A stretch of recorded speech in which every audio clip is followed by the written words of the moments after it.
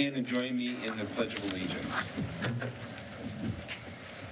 I pledge allegiance to the flag of the United States of America and to the republic for which it stands, one nation, under God, indivisible, with liberty and justice for all. Please remain standing as the Honorable Ed King gives our invocation. Almighty God, we acknowledge that you will hold us to account for the way we legislate and administer the affairs of our township and its fine people. We pray for your guidance as we do so. We pray that you will find us protecting rights of all at all times, that our community and this nation will fulfill all of your purposes. Amen. Amen.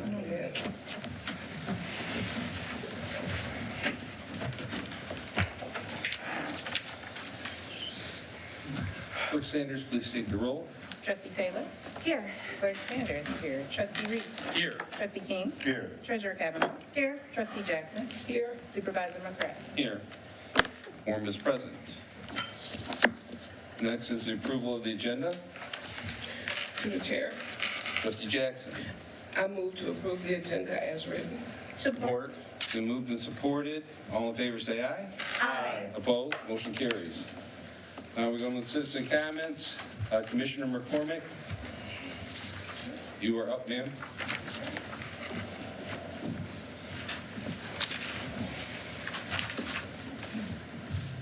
Good evening. I'm Wayne County Commissioner Monique Baker McCormick. Thank you to the board for allowing me a couple of minutes to give a couple of announcements. First, I want to recognize June 12th is coming up, and it is Women's Veterans Recognition Day. It is a day in history where women were first allowed to formally join the military. And so our governor acknowledged this day as making it a permanent holiday. June 12th, that is. And most of you know I am a veteran, so this is something that made me very happy when it became a special day, because women, veterans don't always get the due, just deserves that other military veterans get, male veterans, I should say. So if you know a female veteran on June 12th, just give them a call, take them to dinner or lunch or something like that. And I'm willing to go too. Also, last month, May, was Mental Health Awareness Month. I didn't make the meeting, but I just want you to know that Wayne County has mental health resources in our organization called DWIN, but there is a 24/7 hotline for anyone that needs help, and that number is 800-241-4949, 800-241-4949.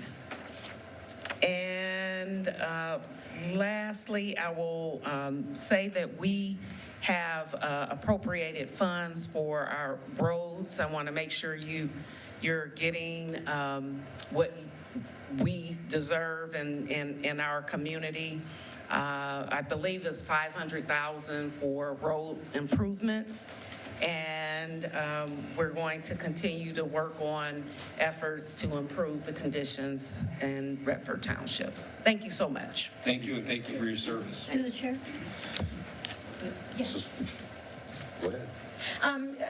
Commissioner, I just wanted to say to at least God bless your staffer that had a fire, I believe, next door to him. Oh, okay, I okay. didn't know So about it. Just tell him that Oh, prayers are okay. for him, because I know Because, you that, know, he's no longer with my office. oh, he's not. Michael Okay. Van Tool. Yes. Yeah, as of like 2 weeks ago. Oh, So okay, you'll okay. meet my former staffer, which is another Mike, soon. Okay. And, yeah, so. Okay, well, if you see him. I if you see him, will. I didn't prayers to know him. that. Yeah, I will let him- I saw in the Oh, news. His okay. neighbors, the house next door caught on Okay. fire and didn't do much damage to To his furniture. house? Yeah. Good, good. Anyway, yeah. I will reach out to him, though. Thank Thank you. you so Thank you. much for that. Thank you. Okay, Brian, you can save this and we'll talk about this when the topic comes up. Sure. So that way, okay? All right.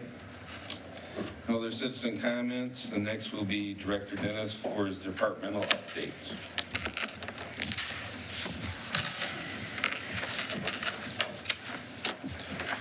Mr. Supervisor, Honorable Board, we've put together a wonderful presentation for you tonight.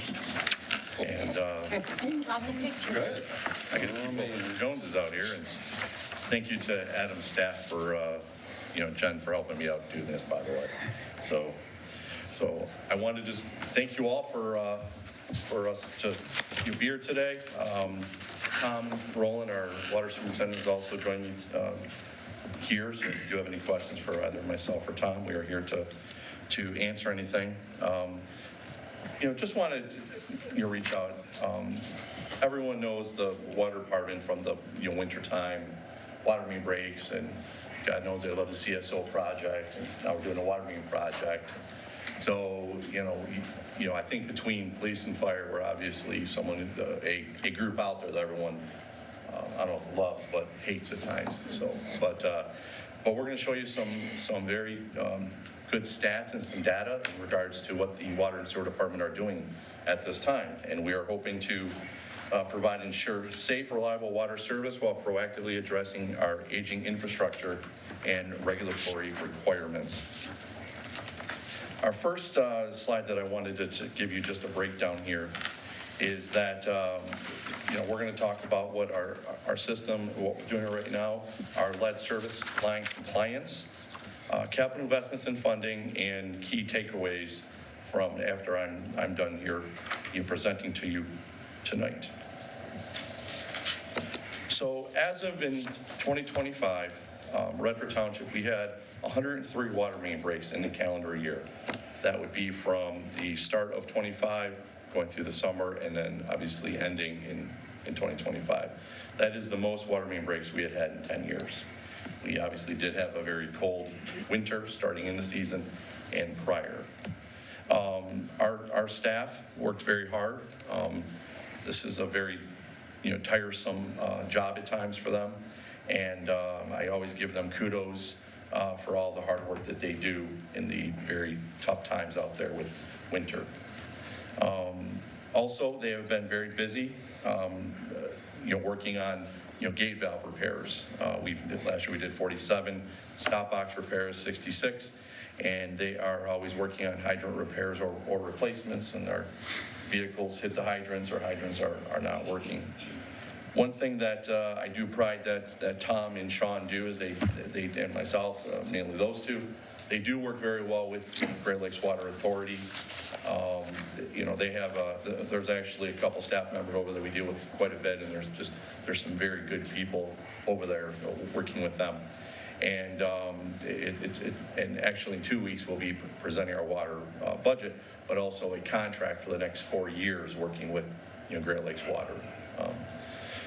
And also one of the features that we use that Great Lakes Water offers us is a WAMR system where Tom and Sean can track water pressure, breaks, you can see surges, things of that nature. We are working with Great Lakes Water right now due to some when they have a power outage, say on Schoolcraft at their pump station that's east of us, there's times where we get a surge where their power goes off and on, and a surge comes west and hits us at our PRV sitting at Schoolcraft and Beach Daily.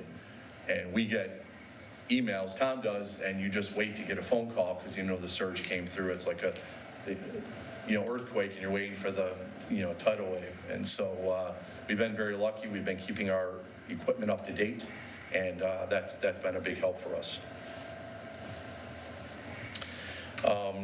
We are trying to be very proactive.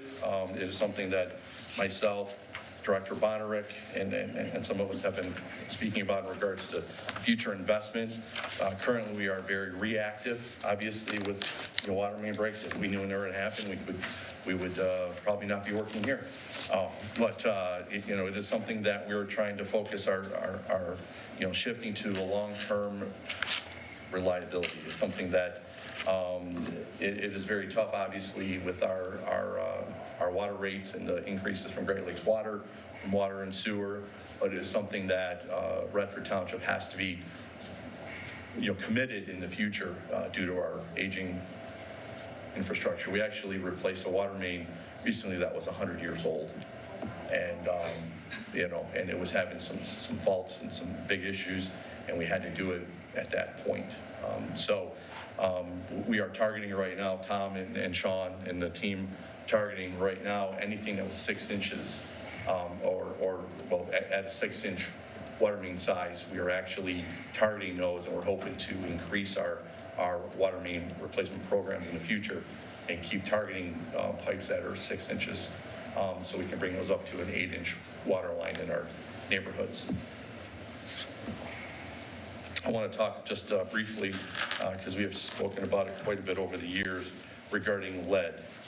As we know, as this board knows, we have had 2 action level exceedances. Our first one was in October of 23. We had a second one in August of 24. When that happened, we had always collected 30 samples once annually. Once we had an action level exceedance, we have to collect 60 samples every 6 months. And that's not the easiest thing to do, because you're finding these homes and you're testing, turning those samples into Eagle and hoping for the best, in regards to their levels. We've done very well. We're hoping, if I'm not mistaken, that if we pass this next, we're waiting to hear from Eagle, that if this next level of testing, we may get out of the action level exceedance. So, knock on wood. We started, once this occurred, we have a link on our website that we do update, that it has a lot of public outreach in regards to what we have done, what we are doing, and we are being very, very proactive. And I'll talk about that here in the next few slides. But our staff is out there looking. We ask the public to reach out to us in regards if they're curious what their house, if they have a lead line. You obviously can tell if you do have copper. But at that point, it is something that we're working daily on, every day to ensure. And our goal is to have all identified lead service lines replaced within 10 years, 12 years on the max, but we are targeting 10 years at this point to hopefully have everything gone. It seems like 10% when we're doing our phases, and I'll talk about that, 10% of the properties that we inspect are considered lead or galvanized, so which is helping us out. So here's just a couple more things that just the ongoing efforts to identify and replace, and with the testing levels reduced from 0.15 to 0.112 parts per billion, you're starting to see neighboring communities also be placed on these actual level exceedances.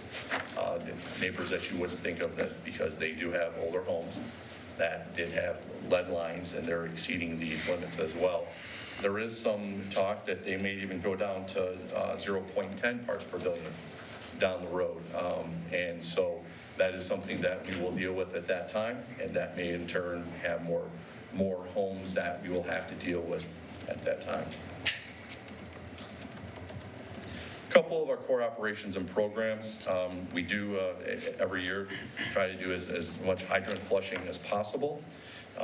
When that occurs, we used to work with the fire department, and we've kind of taken back over because the firemen sometimes don't take it easy in the hydrants. They go down too far, and they have a water main break when they. Our staff is mainly doing all of the hydrant flushing. Recently, the board has approved the cross-connection inspection program.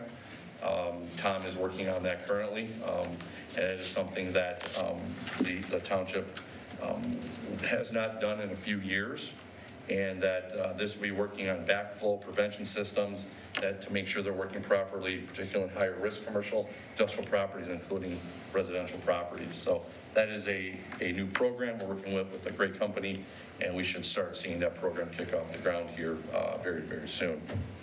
One of the things I would also like to talk about is that we are also doing sanitary sewer lining program. The board approved a contract earlier this year working with a company called SAK, and we are anticipating on spending hundreds of thousands of dollars to continue lining our sanitary sewers. They are aging. It will be an issue. We recently had a sanitary sewer collapse, which we are dealing with right now. We're pipe bursting that. So we're trying to do this preventative, proactive work now, choosing areas and going in and doing as much as we can for our contract, and then finishing a district and moving on. So it is something that's that will be very big for our township. Also, I added something called FOG education, fats, oils, and grease. We try to work with our restaurants and our bakers, etc., to educate them to please do not dump their grease products down the sewers. You have some businesses that just don't comply, and it makes for major issues for water department as well as the neighbors that are in that area. Our staff will go down and deal with it, jet it, use a product, and so we're going to start this program called FOG, and they will assist us in educating the businesses to do the proper techniques of disposing of their grease and not just disposing it through the sanitary sewer lines, which lead to our houses and back them up. So that is a new program that we're hoping to start later this year. And also something that we're really trying to get off the ground right now is to start utilizing our GIS mapping and systems where we are identifying water main breaks, our valves, our stop boxes, sewer lines, et cetera, and having a GIS system that's up to date. And last, also we're going to start using remote tablets so our staff can start working in the field without using paper and putting everything in a tablet. Well, then, yeah, Lily likes that idea, yes. And so it'll all be synced. Actually, that system is live, so it updates while they're out there at a water main break or they're out there at a sewer call. So we're working on that system currently.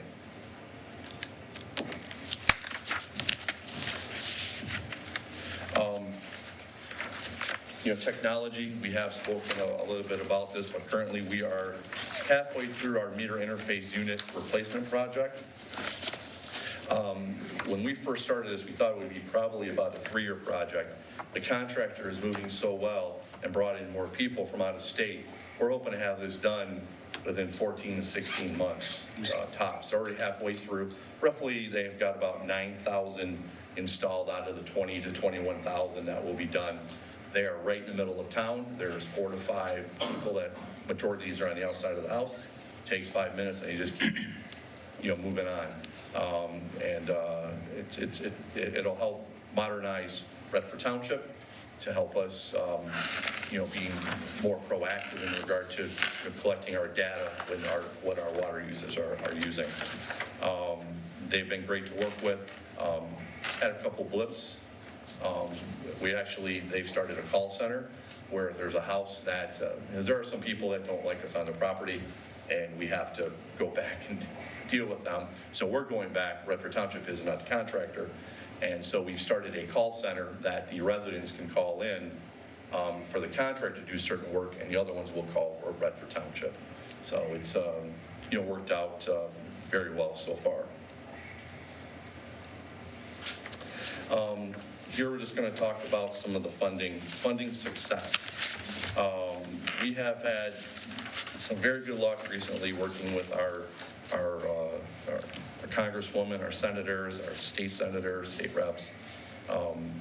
Wayne County, et cetera, in regards to funds we have been able to obtain for water projects. The township, when they received their ARPA dollars, we were able to replace 130 plus lead lines at that time, considered phase one.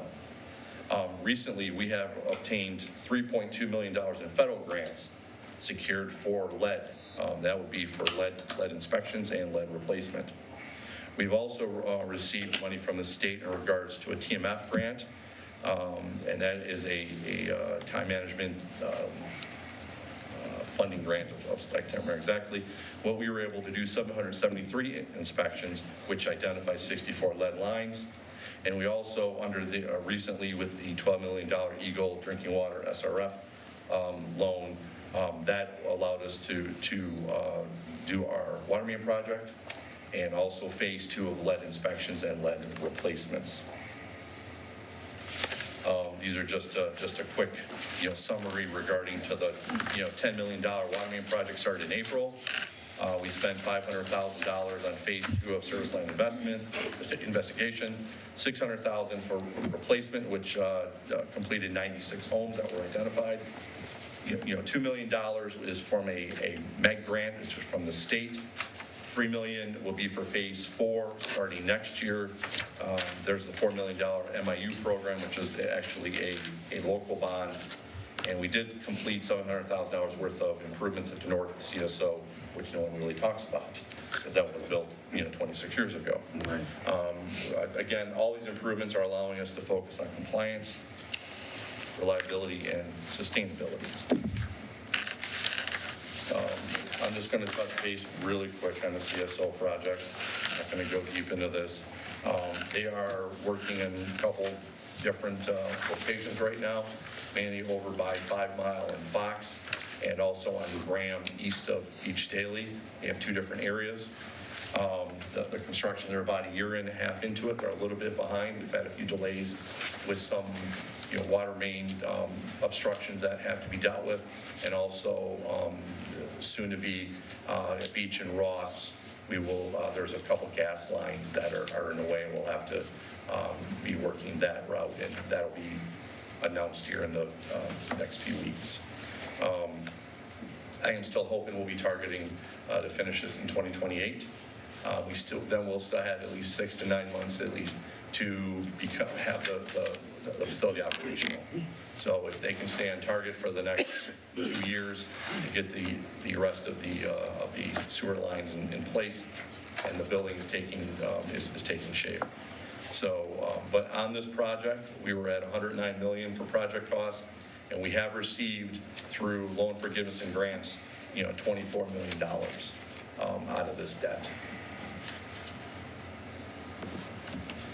So in conclusion here, it is something that once both, Director Bonerick, Tom Rowland, Sean Sinkville, myself, and Jacqueline have spoken about is about just, continuing our investment in our aging water and sewer infrastructure, and that's what we are trying to do. We are making very good progress on lead lines. We're maximizing on all of these grants and funding sources that we can find.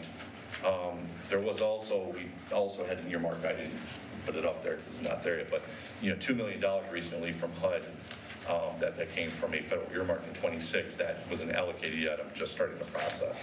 So that is another $2 million.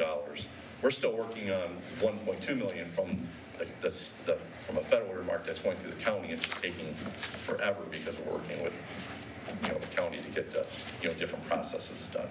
And we're just hoping once that we are going to leave Redford Township position for long-term system stability, so we can keep moving forward with water and sewer. So that's it. That's probably a lot more, but I didn't want to exceed. So To the chair. any questions? Treasurer Kavanaugh. Director Dennis. Yes, ma'am. From what you're saying, being proactive and investing in aging infrastructure, do you anticipate to minimize the water loss that we currently are having? Absolutely. Also this year in our budget, we're going to be handling or conducting some different studies on water flow, water reliability, and that will help direct which routes we're going. And that is something we'll be doing over the next 6 to 12 months. So that's one piece of it, but absolutely, if we can start, taking out removing the older, smaller water lines, which are aging, then we will have less issues during the winter months. You'll always have a water main break. That's just happens that, ground shifts, but we're hoping with these investments that we can get the older product out. And I think just to add a little bit is that in order for the residents to understand is that we have to pay GLEWA upfront the amount of water that we think we're going to be using, and which includes an amount of water loss that we anticipate. So it's the fact that we have to pay upfront for this and then turn around and ask for the water payments from the residents. So again, this is Water and how it sewer. happens, yeah. Yeah. Water and And sewer sewer, rates are correct. set that way, yes. Yeah, okay. All right, thank you. No problem. Other questions from the board? To the chair. Trustee Reed. I have a few questions, Mike. So 103 water main breaks in 25, most in 10 years. What is the average for the other 9 years, or what are we? 60 to 70. Okay, so it's a substantially higher Yes. number. Okay. We're already at 45 this year Wow. because it was so cold from Yeah, January yeah. through March. Talking about water loss, I know that's just part of water systems. Do you know what % of our total water we're losing through little leaks and main breaks? Adam, off the top of my head, I think we use 10 or 11%. Is it less than, I think it's I think we've been using 12% the last couple of years. And that's, by water loss, it's lost anywhere that, for whatever reason, didn't run through a valve. It could be a leak, it could be the water main breaks, Yep. those are all water loss.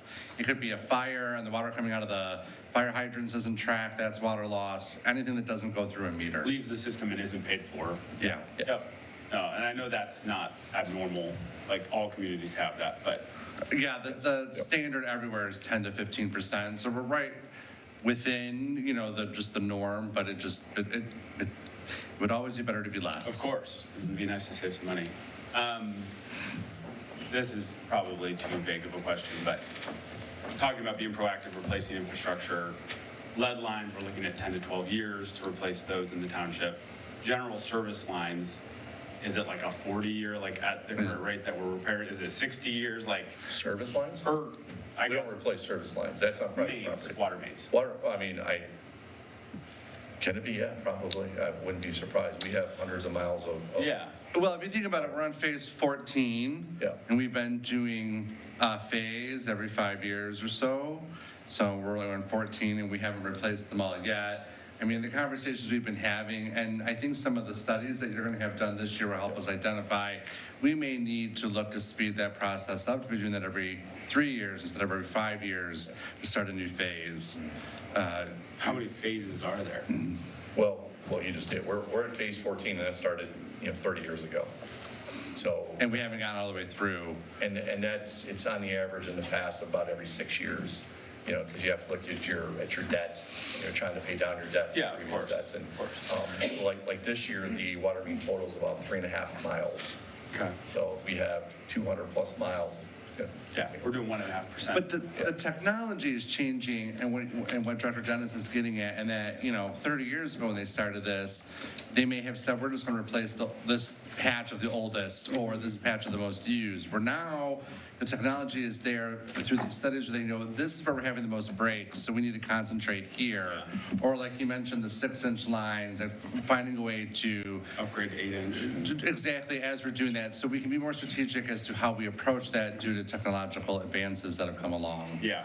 And we are also using boring technology compared to open cuts, where you would take out the old, you leave the old in there, and they bore in the corner, go about 200, 300 feet, put another pit, go down and bore, and so it costs less to run the water main. So down the road with, technology advancing, hopefully the price comes down and you get more. I see. But this has been, they actually replaced 2 streets in less than a month.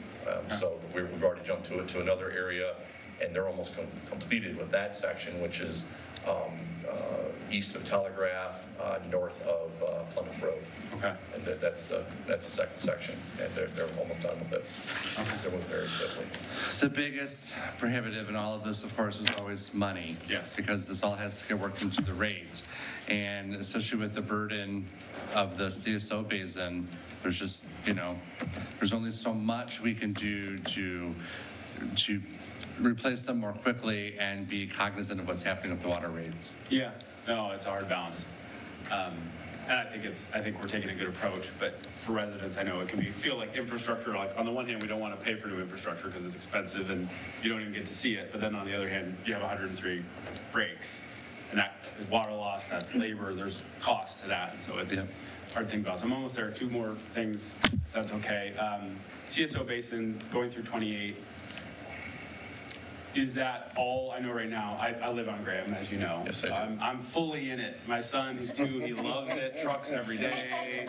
And I have to say, the guys have been great. Like on his birthday, they had a bulldozer pull up, and he got to climb in it and take photos. I mean, it was like his dream. So they are very conscientious and helpful. And It's a great crew. I've been very impressed with Toby's work. been great out Yeah, there. they have been. Take garbage in and out if they're in the way, they'll Yeah. take the garbage Yeah. themselves. And nobody's happy to have the road torn up, so Yes. they're doing great. The road sections, I know, a lot of them are being wrapped up on Ross and Graham and Fox. Is the last year all at the basin site, or is there still work on the roads? I'm curious at what point does it go from all of the areas to start to work? We still will be working in 27 on Meadowbrook, west of the golf course. Okay, They'll be finishing up, they have to do Jack and Bore, we'll call it, where it's a pit, and they go underneath Beach, we still have to go underneath Beach Daily. We have to go from Ross Drive to Sarasota at your far east end, Okay. Jack and Bore underneath there. There's another section at Beach Daily. We have to do 1, 2, 3, 4, 5. We still have to do 5 Jack and Bores where they're just shoving the pipe underground. They Yeah. finished one That's connecting by the your doors. house. Yeah. And they go deep underground and with the pressure and it pushes pipe through the ground. It is fascinating. It is. We were out there and they have to do it like at Fox and 5 Mile where they're going under the creek. And they have to connect Meadowbrook to Fox and they'll be down 40 feet plus underground and then pushing pipe underground under the creek to get to Meadowbrook. So there's a Jack and Bore pit on Meadowbrook and there's one on Fox and they're feeding the pipe Connecting them. through. And that's, that's one down 5 Mile Road. And we have one in Sarasota, that's at Graham and Ross. That's all the way from Ross to Graham. Sarasota, at the end of your street, Sarasota. And then at Ross, and Yes. they're running that entire way under the creek and connecting. That's hundreds of feet. So, yeah, it's, a lot of huge so sections. 27, they're hoping to be maybe close to being done, maybe 20. And then they're putting down a base coat for the asphalt. They will not come back and put the final done. until it's all done. Yeah. In the meantime, they're still working on the site itself. great. Which are making some great progress out there. All the concrete's poured in the giant pit. And so that's been pretty cool to see. And you can see all these photos on the website. Everything is online. I actually put about 6 to 8 photos. Wade Trim flies a drone over the site, and we place pictures on the website every month. You can see from when they started to now. And it's fascinating, all the different photos. You see the concrete, you see the Jack and Bore pits, you see where they started and where they're at now. And we do that monthly. Yeah, that's a great resource. Yeah. Awesome, thank you. No problem. Any Lastly, questions from the board? Mr. President, I just want to thank our staff. Tom, Sean, all of the operators, utility workers, our admin staff that deals with some friendlies. They work their tails off down there. And I just want to thank, Treasurer Kavanaugh and all of our staff that just do a great job down there, so. It's a team. It's a team, absolutely. Yeah, so yes, congratulations to all. And if you, I had the opportunity to watch that war machine work. It's fascinating, it just is. And it would take a whole lot longer if we had to dig all those trench everything Absolutely. out. It saves us a lot of time and money by doing that, so. Mike, great report. Thanks everybody in the water department for doing what they do. Can I ask a couple questions while he's here, real quick? There's a presentation. Yeah, no questions on the presentation. No. That's fine. I won't ask any questions then. Thank you. Thank you. Okay, moving on to the public hearing. Director Mancini.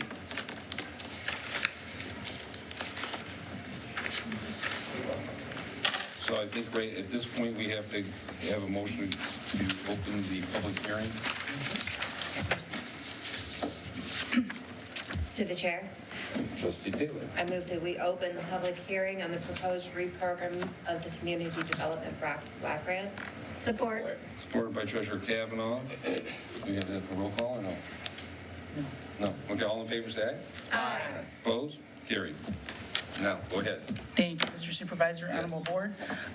So the reason we're here tonight is we have a requirement for a public hearing anytime we make a change to our annual action plan. The CV funds were given to us, and we had amended our 2019 annual action plan, so that's the one we're amending still. The funds that were given under the CDBG CV grant were strictly to be tied to COVID. So it was to respond, prepare, and prevent a COVID-19 or a COVID-19-like pandemic. As the program went on, it was obviously harder and harder to qualify different uses for these funds. We had come before you late 2024 for an amendment for a project. That project cannot be completed in the timeframe. We've had some issues with the environmental of that project, which includes a historical oversight from SHPO, which is the State Historical Preservation. And we had to kind of go back to the drawing board. Anyway, it took much longer than expected, and we were not able to complete the project because our expenditure deadline for these funds is next week, June 15th. So we had worked with HUD for the past few months coming up with an acceptable use for these funds. Again, because we're so far out of the pandemic, it's difficult. Together, we decided on some funding for our Dial-A-Ride program. As throughout the pandemic, Dial-A-Ride adjusted their schedules. We had, more cleaning. We had different expenses that weren't part of our program before COVID. And then also, it is a very valuable public service for our community, and obviously, it qualifies for CDBG funding. So we've put together the substantial amendment that you have before you and had published it for public comment and, review by the public on the 6th of May. The 30-day public comment period expired June 5th. We received no public comment through our office. And so this is the next criteria is our public hearing. Answer any questions, and then if that's approved, that would be the first thing on new business today would be to approve the amendment. Okay. Questions from the board? To the chair. Trustee Jackson. Director Mancini, you're taking these funds from the window replacement project. Correct. At some point in the future, is that project going to be completed? So that project, we're currently working with Rewald, Enzo, and they're doing building capital planning. They don't seem to think that it's necessary, that we can do something with regarding to new glazing and caulking to repair that project. However, as they go through that and we come up with pricing for that versus new, we may look for other funding, grant funding, to try to do those windows. But if it's not necessary, then we can use other grant funding for other items. The Dial-A-Ride funding, is that replacing any existing funding? Is it going to help them expand the program? How exactly? are they going to spend that? Yeah, so it's got to be under the period of performance of the grant, so it's actually retroactive reimbursements for the program. Like help for salaries, et cetera. Other questions from the board? Hearing none, questions from the audience? Public comments? Going once? Going twice? To the chair, Yes. once you're, I don't want to steal from the public comment time, but Okay, so, go ahead. question, just for my knowledge on the process, when we go out and advertise for public comment on these plans, how do we do that? How is it advertised? So it's actually advertised in the newspaper. We run an ad, they're very expensive, News and Free Press. We put it on the website, we post it in the buildings, and it's, our website as well. Where on the website is it? It's on the community development page. Community development. And you said Detroit? Detroit News and Free Press. Yeah, I'm sure that is very expensive. Yes. Okay. And then you said it's retroactive, so this is just, money's fungible, so this is going back and covering that and making the program whole for all the additional costs that we incurred, masks, temperature scanning, Yeah, sanitizing. and wages. The bulk of it's going to be wages. Okay. Thank you. Other questions from the board or from the audience? Well, I'm here, I'm not. Wait, well, go ahead. Stand up and tell us who you are. Sorry. Okay, if you would. John Keenan, I live not too far from here. How much money do we get, only because I'm rather ignorant of community block development grant programs, but how much do we generally get from whatever source we get per year, approximately? So this particular funding was COVID funding, so it's like a one-time emergency funding. And there was 2 tranches of funding that we received, 1 and 3. Combined, it's a $745,000 grant roughly. And how much on the average do we get every year approximately? Well, it changes. Does that vary? It changes. I believe this year's allocation is like $840,000. Okay, very good, thank you. To the chair? Kavanaugh. Just a quick question. I know that when COVID hit, that you retrofitted a lot of the dial-a-ride buses for the glass or the plexiglass that you had. Is any of that going to be taken off, or is that going to stay? That would be really management for Dial-A-Ride, like Teresa and Sam are running that program. So I believe it is still in place right now, and I don't know that they have plans to remove it. Okay. All right, thank you. Other questions from the board? Other questions from the audience? Seeing none, we need a motion to close the public hearing. To the chair, Trustee Jackson, I move that we close the public hearing. Support. supported by Treasurer Kavanaugh. All in favor, say aye. Aye. Opposed? Motion carries. Thank you. Next is the consent agenda items. Treasurer Kavanaugh. Thank you, Supervisor McCray. I move to approve the consent agenda items as follows. The minutes for the regular meeting held on May 26th of 2026. The warrant list of bills as of June 3rd of 2026 in the amount of $3,985,306.95. The resignation of Nicholas McCullough from the Beautification Commission. Support. Been moved and supported. All in favor, say aye. Aye. Opposed? Motion carries. Director Mancini. Hello again. So I'm back to you again, this time for approval to the substantial amendment that was subject of our public hearing. I don't know that I need to go through the summary again, but, okay. To the chair.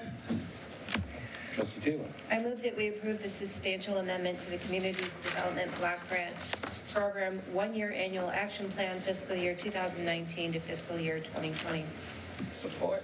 Supported by Trustee Jackson. So the motion on the floor for approval of the substantial amendment to the Community Development Block Grant CDBG program one-year annual action plan for year 2019 through 2020. Any questions? The dollar amount doesn't have to be there? It's not required, no. Okay. Okay. Thank you. Any other questions? Roll call vote. Treasurer Kavanaugh? Yes. Clerk Sanders, yes. Trustee Jackson? Yes. Trustee Reese? Yes. Trustee Taylor? Yes. Trustee King? Yes. Supervisor McCray? Yes, motion carries. Thank you very much. Thank you. Thank you. Director Dennis.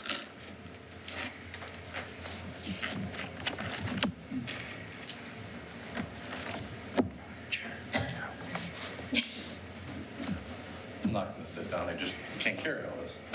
Oh, all right. Bigger podium. I got a few items following up, Wrap so, around. so. I guess I could have sat down by Director Bonner, but, all right. Mr. Supervisor, Honorable Board, in front of you tonight is we are requesting a approval of an applicant for a special use permit and conditional approval for his marijuana license. This is for applicant, I apologize, my paperwork is right here.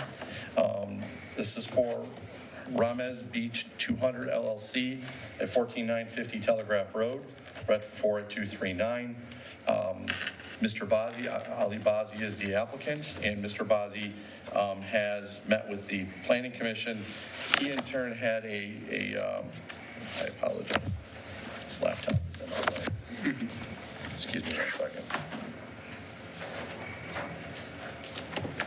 Mr. Bazzi was one of our first applicants in October of 2024.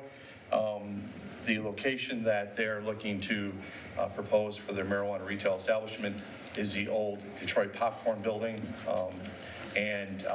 When they applied, there was some, we had to have it determined in regards to a distance to a previously approved applicant, and Mr. Bazzi went the extra mile to resurvey his property, did some parcel splits, things of that nature, and was able to get back to the Planning Commission and was given a recommendation for a special use permit to the Redford Township Board of Trustees at his meeting in April.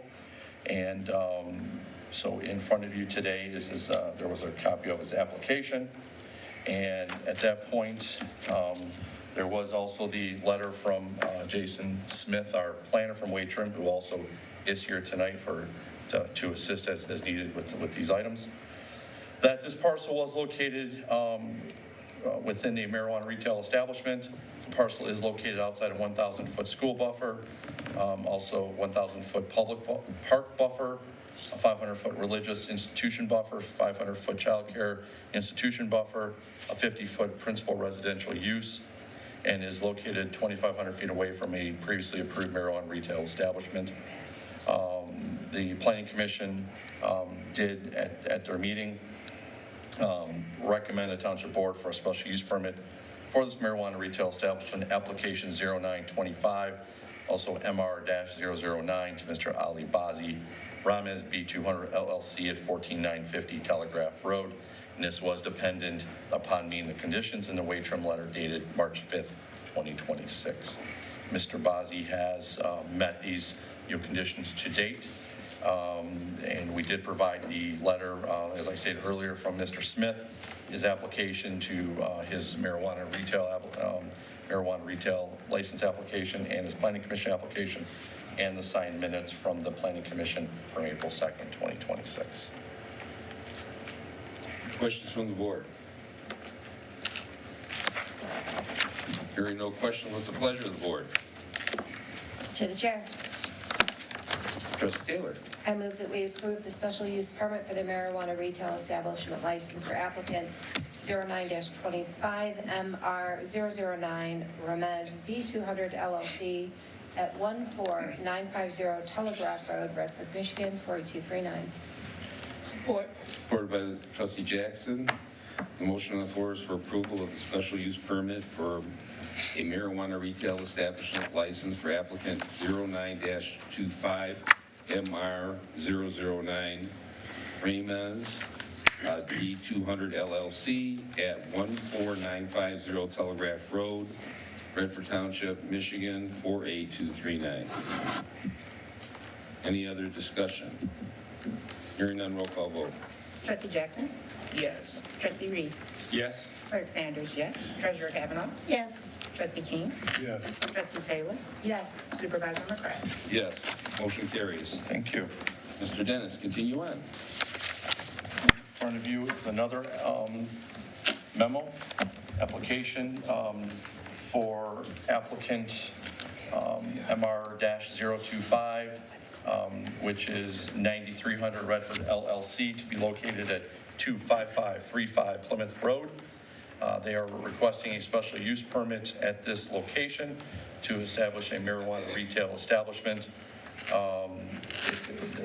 This applicant, who is also here tonight, went through the proper steps and met with the planning commission, held a public hearing, and they were also to be located within a marijuana retail establishment overlay district, which they are. This parcel is located out of 1,000-foot school buffer, 1,000-foot public park, 500-foot religious institution, 500-foot childcare institution, a 50-foot residential buffer, but the planning commission did waive this buffer requirement, as it does require a 6-foot masonry screen wall. It is located at 2,500 feet away from another marijuana retail establishment and 250 feet away from marijuana processor. The the planning commission did make the recommendation at their May 4th regular meeting to recommend to the township board a special use permit, again at the location at 25535 Plymouth Road to 9300 Redford LLC. I would also like to note, if I could, Yes. this is a new building. They have to tear down the existing building to construct, and they will be putting a brand-new building on this location. It is currently a used car lot. Okay, questions from the board? Hearing none, what is the pleasure of the board? The chair, Trustee Jackson. I move approval of a special use permit for marijuana retail establishment license for application 01-26 MR-025 9300 Redford LLC at 25535 Plymouth Road, Redford, Michigan 48239. Support. Supported by Trustee Taylor. So the motion is for approval of the special use permit for marijuana retail establishment license for applicant 01-26 MR-025 at 9300 Redford LLC at 25535 Plymouth Road, Redford, Michigan 48239. Are there any other questions? Hearing none, roll call vote. Trustee King. Yes. Trustee Taylor. Yes. Trustee Jackson. Yes. Clerk Sanders, yes. Trustee Reese. Yes. Treasurer Kavanaugh. Yes. Supervisor McCray. Yes, motion carries. Mr. Supervisor, Yes. Honorable Board, at this item, we are presenting a first reading of a proposed amendment to the zoning ordinance, Article 3, Section 3.05, regarding front yard use. I'd like to bring Jason Smith, our township planner, up here as well. I'm going to turn most of this over to Jason. We've been working with the Planning Commission for many, many months. Trustee Taylor has been part of the discussions on this item at the Planning Commission level. And I'm going to have Jason kind of go through the various steps that we went through to bring this ordinance to you tonight. A lot of hard work from the Planning Commission, many months, and I think they did some great work. So I'm going to turn it over to Jason and have him read you in on it. Thanks, Mike. Take a break. Thank you. Mr. Supervisor, honorary board, good to see everyone. Good evening. A little taller, Mike. My mic. Sorry. Okay, as Mike mentioned, we've spent many months on our front yard use ordinance, and this came from the direction of Township Board to the Planning Commission. And as we started diving into our current front yard use ordinance, it was very limiting on what you technically can do in your front yard. It was grass and trees and shrubs, and you could maybe do a decorative fence, but that's it. There's nothing nothing else that we're allowed to do in our front yard according to our current ordinance. Trustee Taylor would always know, like, you planted flowers, you're technically breaking the ordinance. So I guess technically, yeah. So it's an old ordinance, old language, probably a good time to take a look at it and discuss it. So we went through several iterations of this front yard use ordinance, but I think where we landed is in a good place where it expands the use of your front yard in your residential property to allow for different types of landscaping, allows for vegetable gardens. It allows for all of the other things we're used to seeing, like grass and normal landscaping and such, but also allows for people who don't want their whole yard to be grass. Maybe there's some other products that you would use, ground cover, that you would use in lieu of grass. So really expanded the front yard use ordinance to allow for some different uses. We did conduct I'm going to go over the ordinance here in a moment, but I just wanted to quickly tell you about our process. You know, through the course of this year, for several months, we've had these discussions and have some pretty active residents as well, keep providing their ideas and thoughts. We appreciate it. See some of the audience today. Thanks for your help. And it was a good collaborative effort. We held a public hearing at our May meeting with the ordinance that's before you, or at least most of the ordinance that's before you. But some edits were made after that public hearing. We did receive a number of public comments in support of this effort. And we're here today to move along in the process, present to you, and then do a first reading and hopefully get this thing approved so folks can do some planting before it's fall. So before you is a draft ordinance. I provided a key here, and this draft ordinance provides you with the old language, which you can see some of that existing language that's in black bold text that we've struck out. So the black bold text that's not struck out is stuff that's already in the ordinance that we're not getting rid of. But you can see most of it is red, and that's the new text. And what we've done here is laid it out to clearly define what the permitted uses are in the front yard. And as I mentioned, gardens and landscaping are two of those things. Yard decor, another thing that is not listed in our current ordinance. So things like planters and ornaments and seasonal displays. Decorative fencing, and we've already allowed that currently in the ordinance, so we just refer people to our fencing ordinance for that. And then clearly identify composting as not an allowable use in the front yard. We also lay out some definitions, things that we wanted folks to understand, some of the terminology in the ordinance, what they mean, things like garden, what does that mean? Meadowscaping, so as I mentioned, trying to give people options other than grass. We're using the term meadowscaping for that. One of the main concerns people brought up about changing some of the uses and allowing things like gardens in the front yard is the maintenance. We've got some language in there that's really addressing and directing you to existing ordinances that the township already has. We have a blight ordinance, we have a nuisance ordinance. We're just reminding folks that you can do these things in your front yard, but reminder, you need to keep them maintained. You need to keep the noxious weeds cleaned up. What you do in your front yard can't become a nuisance to the neighborhood or your neighbors, and we are going to continue to try to eliminate blight. We also are providing some clear guidance on dimensional allowances. So for example, if you are going to have a vegetable garden in your front yard, we wanted to ensure that folks weren't growing crops that were too tall, that were butting right up against property lines, we don't want folks planting things that are going to block the vision of people backing out of their driveways. We have sidewalks, so we don't want to obstruct any views. So we laid out some pretty clear dimensional requirements on what people are allowed to do. There is I don't know if did you give them my drawing, Mr. Dennis? Yes. Okay, okay, great. So there is a diagram there that kind of gives you an idea of what we're trying to explain in words, showing the setbacks, showing the clear vision triangles and things that I mentioned before. And where we landed with some of these is we have a 4-foot setback from the side property lines, 3-foot setback from the front property line and/or sidewalk. We are allowed to go up 48 inches, which is 4 feet.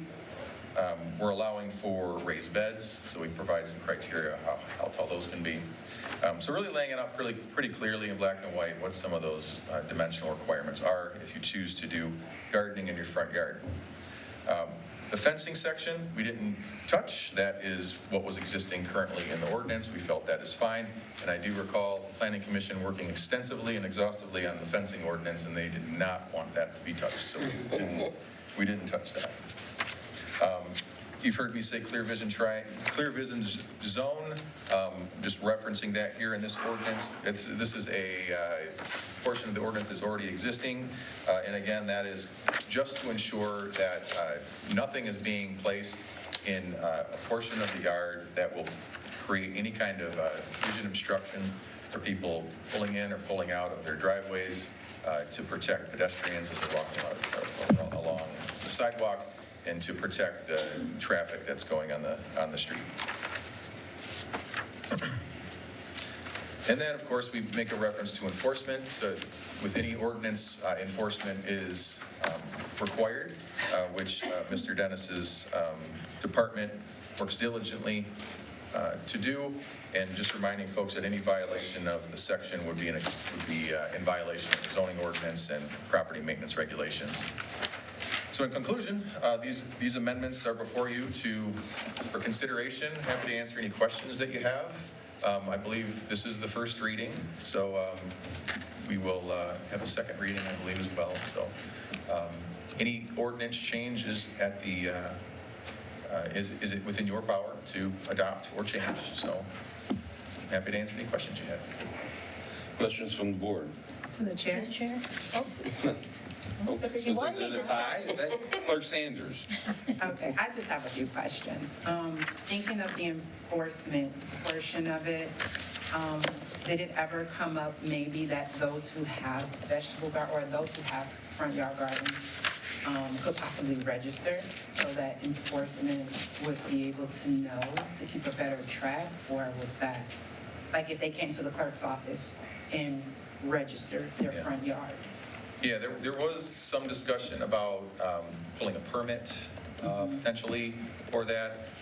I think where we landed in the Planning Commission, I don't want to speak for all the planning commissioners, but enforcement's already hard enough. We didn't want to add on to the administrative burden, and not only for the township, but also for the residents. Now, I view registration and licensing and permitting, that's to me more of a code of ordinance, not a zoning ordinance issue. So, if the township wanted to move forward with something like that, they'd want to have a complementary ordinance within the code of ordinance allowing these uses, but also requiring a license or a permit through the clerk's office.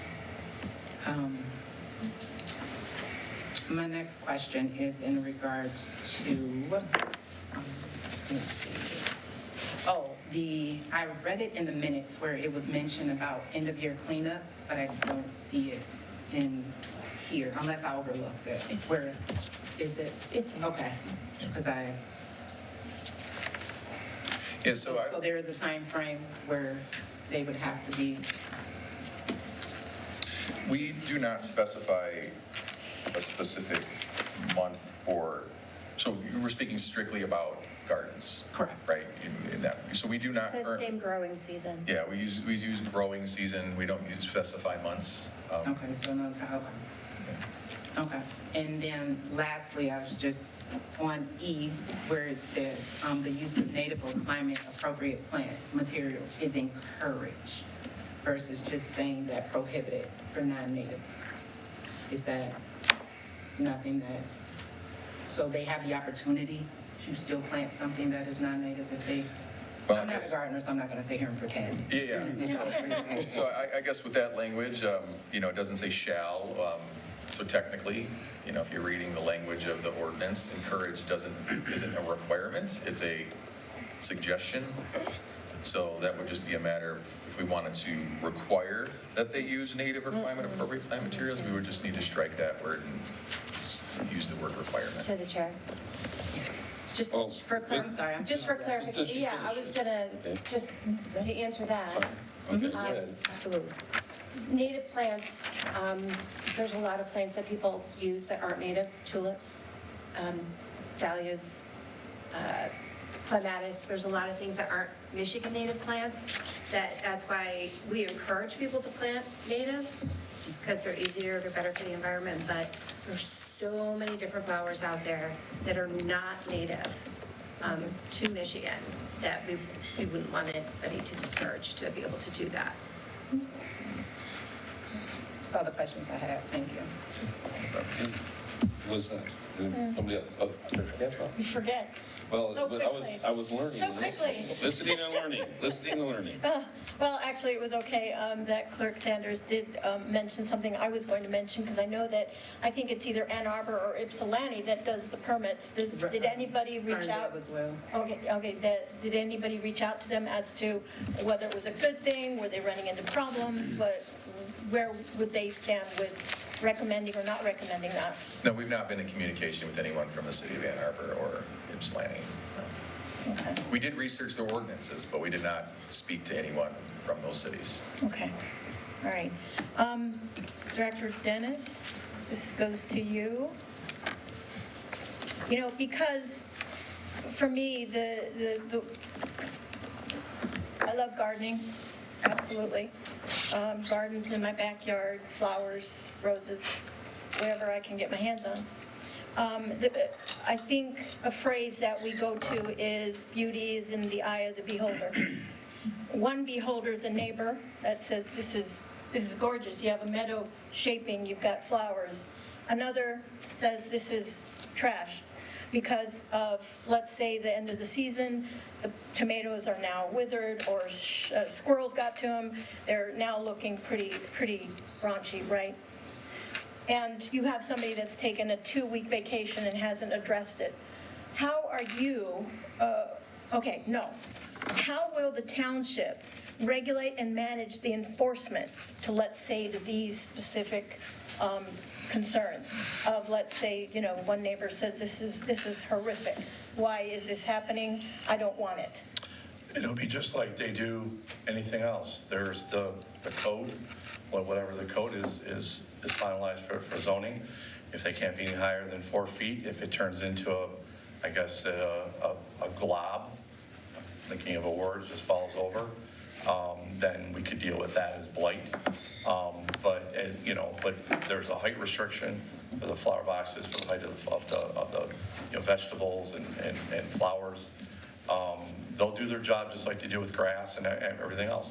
They'll speak to the owner. We normally do not speak to the complainants because they're anonymous most times. So we'll go out there as we do with everything else and try.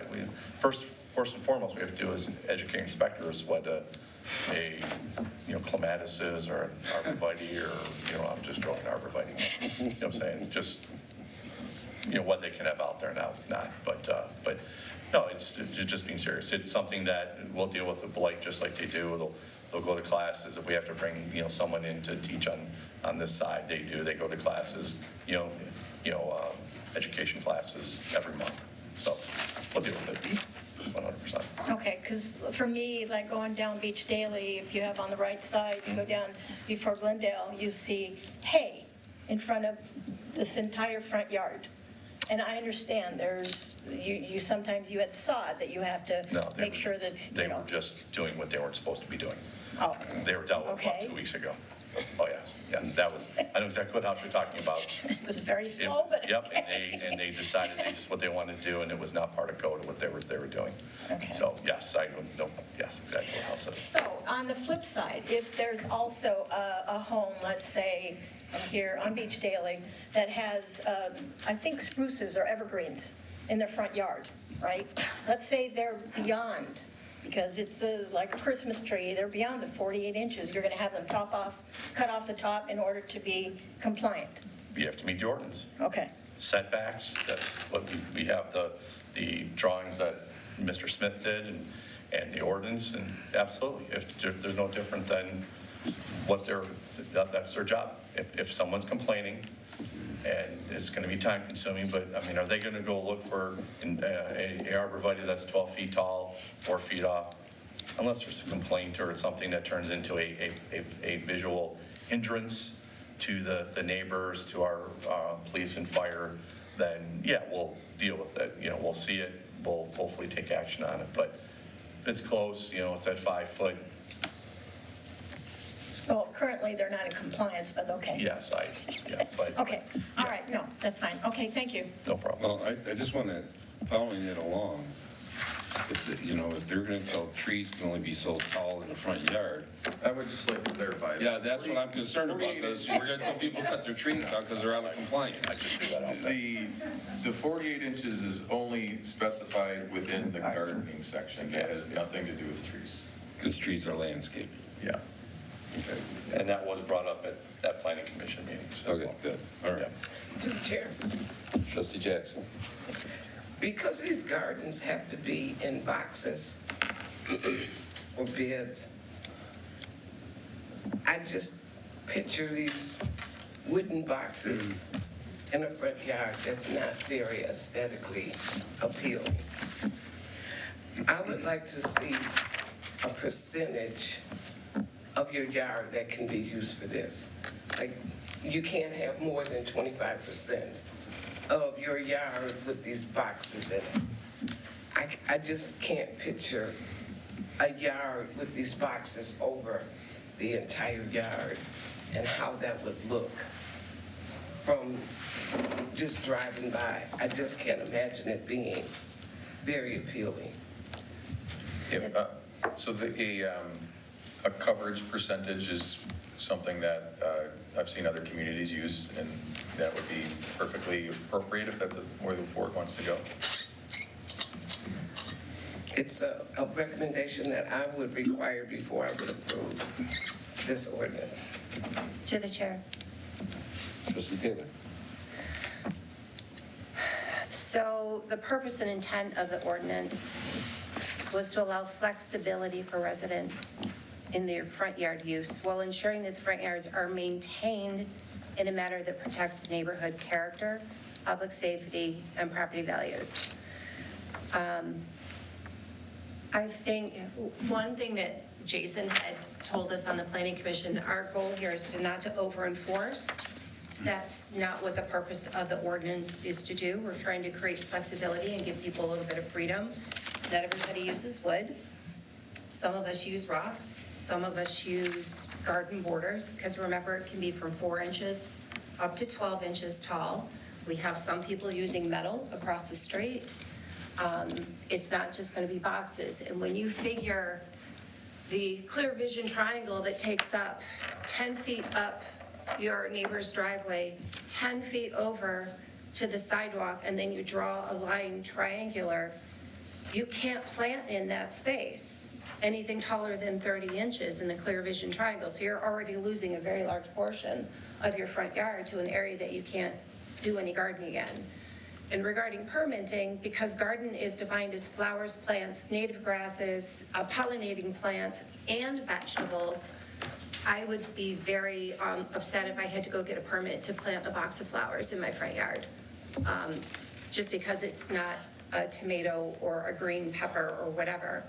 I don't know how we can just single out one plant over another that we need permitting for. That, again, that just seems very restrictive and counterintuitive to the whole idea of what we're doing with this ordinance. I don't think you're going to see thousands of Redford residents run out as soon as this is approved and start tearing up their grass and put gardens in their front yard. I think you have a handful of people that want the freedom to do that and want to do it within the law of the township, and that's why we're redoing this ordinance. So the few of us that want to have that freedom to garden will do so, but the other tens of thousands that are just going to keep their front yards the way that they are with their regular lawns and their arborvitaes and their cute little gnomes and things like that are going to stay the same. It was like the chicken ordinance. We didn't get an overflow of chickens in the township just because we made it more permissible for people who wanted chickens to own the chickens. So I'd be afraid that we're overthinking and over-regulating and worrying about over-enforcing something as simple as being able to just grow a few plants in your front yard. I would hope that people see that this was a very delicate balance between creating aesthetically pleasing gardening practices as well as sustainable practices for the ecology and for people who like to grow their own food. So I hope the board sees the value in that and passes it. Other, To the chair. Trustee Reese. Couple things. So I'll start with, overall, I really like the language of this ordinance. I think, to Trustee Taylor's point, and I think as I spoke to this when we originally discussed it last year, I guess it was, which is crazy to think about, but people should do what they want to do with their yards. Like, I like to grow vegetables in my backyard. I have full sun. I have a large backyard. I don't want to garden in my front yard, but I understand. I have neighbors I just met on the one block up and over, and they have total shade in their backyard. So they would love to grow in the front yard. So I think the flexibility is good. I have a couple specific concerns I'll touch on, and maybe it's already been discussed. I will say, as Clerk Sanders noted, I am still interested in an opt-in approach to raised beds specifically. My concern is, in my area, I live on Graham. I've watched multiple homes where an owner loved it and had beautiful beds, and then they sold it, and the next owner moved in. And this is, can't prevent it. They just let it go. I mean, it's just weed trees in every bed. The whole house is covered. It looks awful. And it's really sad to watch a house go from one of the prettiest to the worst on the street in 1 or 2 summers. That still is at least like contained by the house typically because it's in the beds around a home. But when you start putting 4 by 8 foot raised beds out in front, which is what I have, and sometimes I'm glad they're hidden in my backyard because I've had summers where it's like, oh man, we failed on those tomatoes, and they are falling over, and they are going to pot, but it's in my backyard, and I have concerns where one homeowner has an awesome setup. They finish the growing season, sure, they clean out their stuff, they sell it, the next owner moves in, and they don't care. They just park, go into their house, they never do anything with the yard, and now you have these boxes for a decade with nothing in them, just sitting there. So I guess clarity around, if we're talking about end of season cleanup, does that include like, hey, if I'm not planning to use these again, I'm gonna deconstruct these boxes? I don't think it does. That's where I think an opt-in permit, even if it's $1, I don't want it doesn't need to cost anything. The point being to say, hey, next summer you didn't re-up and you have these beds that are no longer in use. Are you gonna plant in them? Oh no, I'm done. Okay, then ordinance enforcement, you need to take these apart. Otherwise, I think it's not the current, I think you're right. The current owners who are gonna take this opportunity love their yard, they love growing produce, flowers. My concern is when those people move on or sell their home, the next owner who doesn't particularly care, we've now got a problem, and they're still within their rights to leave it there. So that's sort of a broader concern that I would like to consider. Seasonal displays. I may be the only person who feels this way. I love seasonal displays seasonally. I hate seasonal displays when they're not seasonal, when they just stay up forever. And there are places in Redford where they stay up forever. Now, the question is, what is seasonal? Am I talking a giant inflatable snowman? Yeah, that's seasonal for sure. What about a 12-foot skeleton? Is that a seasonal display for Halloween? Is that a year-round expression of free speech? I mean, these are legitimate questions. I understand people want to express themselves in their front yard through decor. But I have concerns about, I mean, I don't think there's any description of, can you have a 12-foot object, statue in your yard? Can I leave my Santa up until February 30th? There isn't even a 30th in February, so it's a special. You'd be breaking time and space to accomplish such a thing, but that's how it feels. So that's another item that maybe there's been discussion on that, and it's too hard to, I don't want to go up to every home and say, hey, it's one day past, here's your ticket. Like, I don't want to live in that township, but I also hate seeing displays half deflated laying for 3 months into the new year. Let's see, let me get done talking too much here. And then, yeah, similar to Sanders on just seasonal cleanup. I mean, I know what that means. I guess I do wonder if people, if end of the growing season is that, there are some things where you let them go into November, and that's normal, that's part of the growing season. Some people have covers that keep their beds, so they have lettuce into December. I mean, there's all kinds of things like that. I don't want to regulate all of it, but maybe having some reasonable language to give a sense for what that means. And I'm not smart enough to figure that out, so I leave it to you guys. That's all. Thank you. Through the chair. Trustee King. I'm leaning towards agreement with the permitting process for two reasons, because you would identify who's participating, and at the end of the season, you can have an idea of the total participation level. I do a little gardening. I'm okay with the backyard, but we'd see some people might want to do it in the front yard. Secondly, I tend to agree with Trustee Jackson regarding a percentage of the yard. Because I understand we're drafting this ordinance, but every person on the block could use their entire front yard to have these raised beds. Otherwise, if it's no limit, I don't think that would happen, but if it happens on a small section of, a block or a number of blocks or streets, it's going to be a problem. I mean, not only, I don't mean maybe aesthetically, but I think some neighbors would have something to say. So I also think we might want to look at that. How you? Okay, well, I just want to back up a minute about what Trustee Reese was talking about. Somebody has a nice flower bed, they leave, and it goes to crap, and the weeds are in there. Mike, do we enforce that? Do we go to that person and say, you got to clean your flower bed out? Because we have them now, and you're seeing it, right? What do we do about that now? We don't do anything. You just leave the weeds, and Yeah, I we mean, don't tell somebody they have to If keep it's their weeds, yards it's clean? not just weeds, it's, completely turning into a blight situation. Are some garden beds that have fallen down and a little bit thick? Okay. Is it considered blight? What's the term of blight for a garden? In regards to, we have, go out there, someone's not raking their leaves, they're not picking up, the backyard is, during the, spring and summer, fall is full of weeds and tall grass. We deal with that. But as a flower bed, no, it's not something, we have other items that we have to deal with. It will be very difficult. I will just tell you right now, it'll be very difficult for us to, it's different with the heights, and that's what I liked about the ordinance regarding the heights and the beds, things of that nature. But, we are shorthanded.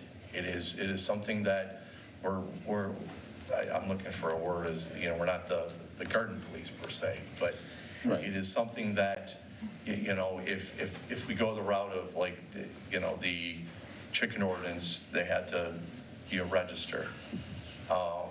You have someone who wants to grow a garden. A garden's a little bit different than chicken, in my opinion. Sure. No one's gonna come and, register their garden, they'll say, they're just not going to. I just have a feeling.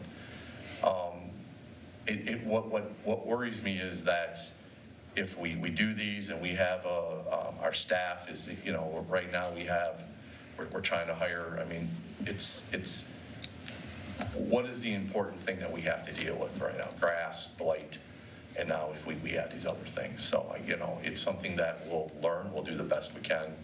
But in regards to the beds, it's, we have to look at the classification of it, if it turns into giant weeds. If they got a bed that's huge and it's gotten so thick and, yeah, it's sitting in front, we might stop by and say, hey, Mr. Jones, you need to, got to clean this up. It looks bad. You just give them a letter and you move on. And then you come back in 2 weeks, if it hasn't been done, then he gets a ticket, so.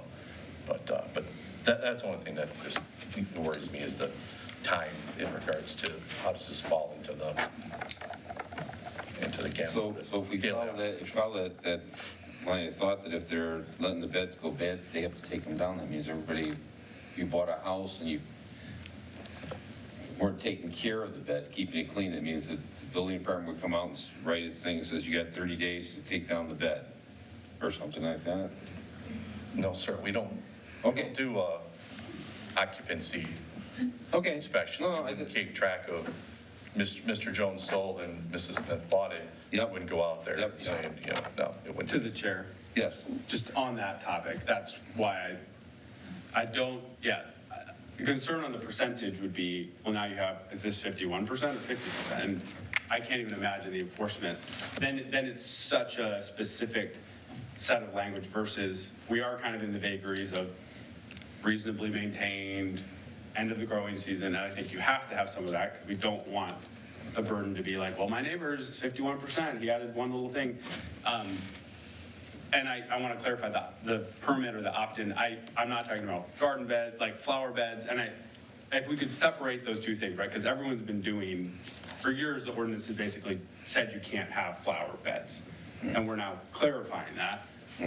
Nobody was upset about people having flowers. It was a nice thing people did. I'm really just talking about if you build a raised bed in your yard, you got to use it. And so an opt-in mechanism says, I used it, that was awful, I never want to do it again. So I'm going to take it apart and be done. And I'm not going to pay $5 next year. Or, oh, I love that, every year I'm going to re-up. But we have a list that helps us enforce it. Where we said only 14 people signed up, great. Let's go just check those 14, see if they're doing it again this year. I think that's an easy way to check it. You do it once at the beginning, once at the end of the season. It's not to be punitive, it's just to help preserve that energy. Because the residents have been. I've been getting more emails on the topic than anything we've ever done. And I think that's awesome, so. To the chair. Okay, you, Yeah, you. okay. So under the general maintenance standards of this ordinance that was drafted, it says all front yards shall be maintained in a healthy, neat, and orderly condition, and shall be kept free of refuse, debris, and noxious weeds. Dead, diseased, and deteriorated plant material shall be removed and replaced within the same growing season. So it sounds like your concerns would all fall under that, all of this maintenance standard requirements that you have to keep it maintained in a neat, specifically neat, orderly, healthy, free of debris and noxious weeds. Dead, diseased, and deteriorated plant materials shall be removed. I'm thinking all of that is kind of being already addressed here. So if you've got a bed full of dead flowers or dead vegetables or dead grass, whatever it is, vegetation, it has to be removed and or replaced within the same growing season. So, and that property owners or occupants shall be responsible for the ongoing maintenance of all front yard areas. So I feel like all of those concerns about, beds having weeds grown in them or landscaping looking terrible. I go for walks every night for a couple of miles, and there are various versions of what landscaping is from some people that have raised beds right up against the front of their house, whether it's made of slate or it's wood or whatever kind of material they use, but it's raised up. Some have nothing. Some have a few weeds. Some have beautiful flowers. I mean, it really varies. And it's still a raised bed. It's just not in the center of the yard. It's just in the front of the yard up against the building. I feel like permitting, like for me in my front yard, when I take out that clear vision zone, I've lost 100 square feet of yard space already where I can't plant. Got my sidewalk running through the middle. Now I've got probably about a 10 by 12 space where I can actually put something. So if I put in a small raised bed and I choose to put in all flowers, do I have to get a permit? Because that's technically a garden and it's in a raised bed in my front yard. So would I be in violation because I didn't get a permit to plant a whole, I just planted 8 lavender bushes in my front yard. Would I have had to go get a permit for that? I don't know. I think that creates confusion in the ordinance of what am I supposed to get a permit for. Am I getting a permit just because it's a tomato instead of a lavender plant? Because in this definition, garden is vegetation. So I don't know how we permit or why we would over-regulate and overburden our ordinance officers with permitting and enforcement of a permit like that, when, again, I don't think you're gonna have a whole block of people that are gonna be building beds and putting in their front yards. You're gonna have a few people doing this that wanna do it, and everybody else's yards that you see right now probably aren't gonna change. They probably could for the better, but I really don't think this is gonna cause some kind of blight, because we already have all those ordinances in place to prevent that. I think that this is just allowing a handful of people the freedom to plant whatever type of vegetation they choose. And I'm opposed to permitting. I think that's overreach from our government to tell me what I can plant in my front yard and to keep track of it. To the chair. Trustee Jackson? I thought this was specifically to address vegetable gardens. No. I mean, All vegetation. I mean, it addresses all vegetation, but the boxes and all that was specifically in F, gardening and meadow standard. It specifically addresses vegetable gardens. Vegetable gardens located within the front yard shall be planted only in raised beds or containers.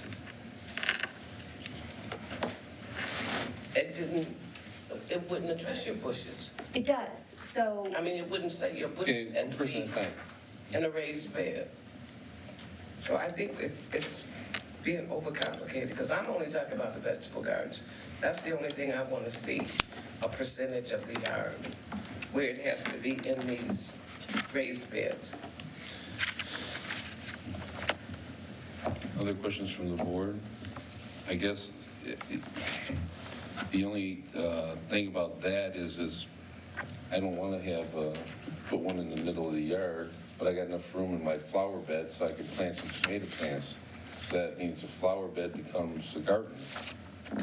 I mean, I don't know. I don't either. Okay. But I don't want to see a whole front yard that's a vegetable garden. Well, yeah, okay, that's fine. Is there, in my mind, there's a difference between permit and register. Am I correct? Is that what you're talking about, Rick Sanders? Is there a difference? Yes, when I say permit, again, register, and actually, I did not mention, but I'm not looking for a fee. Okay. I'm just looking to where we could monitor, and it's not for enforcement or ordinance officers to, overwhelm themselves with. I guess, again, because the same as Trustee Jackson, I'm thinking the same, that we are speaking of vegetable gardens, that they will be permitted. Again, not to single them out, not to make anyone, because I honestly believe, again, I'm not a gardener, but I do believe you do have the right to grow what you want in your front yard. I just think that it should be, lack of a better word, monitored, so it can be maintained. And just registering your garden, your vegetable garden, if that's in your front yard, with the clerk's office, so there's a record as to who has. And speaking to Trustee Reese as well, so we can keep an understanding as are the same, if it's growing, if it's, something that's getting bigger, more people are getting into it. But at the end of the day, that's what I'm looking for, not a fee, just a registration of your front yard garden if it's vegetables. Okay. Anybody else from the board? Okay, well, I'm gonna let Ryan, because he filled out so he can talk to citizen comments, but this has to do with what's on the agenda. So Ryan, come up and say your piece. Hi, my name is Ryan Bednarski, 12831 Brady, Bedford, Michigan. I just want to thank everybody from the Planning Commission, Trustee Kim Taylor, Harold Pagel, Jennifer Lawson, Nancy McLean, Sean Griffin, Heather Christie and David Allen. And also thank Jason for the work that he did with the case study and helping us really guide and do all that. I think that the ordinance is written in a way that addresses a lot of the concerns with like pests and making it look nice. And with the percentage, I think that with the clear vision zone triangle and also like the setbacks, the 4 foot from the neighbors and 3 foot from the sidewalk, some houses, even with that setback, you're left with like not a lot of space to grow. So I think that with that, it's, I can say with my front yard, it's like pretty decent sized. I live on Brady and Glendale. And just 2 raised beds, it's like 3 foot by 10 foot. That's more than enough for me. I mean, like I still have tomatoes from last year in my freezer that I need to do something with. So I don't think there's going to be people that are having like a commercialized, for lack of a better word, bed on bed on bed, where their whole front yard is, turned into like a farm type thing. And in my opinion, I think it's better to start with where we're at, and then if it becomes an issue, we can always revisit it and make changes if it becomes an issue. So, but other than that, I think it's well written, and I think it's a good starting point. So, thank you for your time. Okay. Thank you, Ryan. Thank you. And anybody else from the audience want to speak to this issue? I'd like to speak. You want to come to mic, please?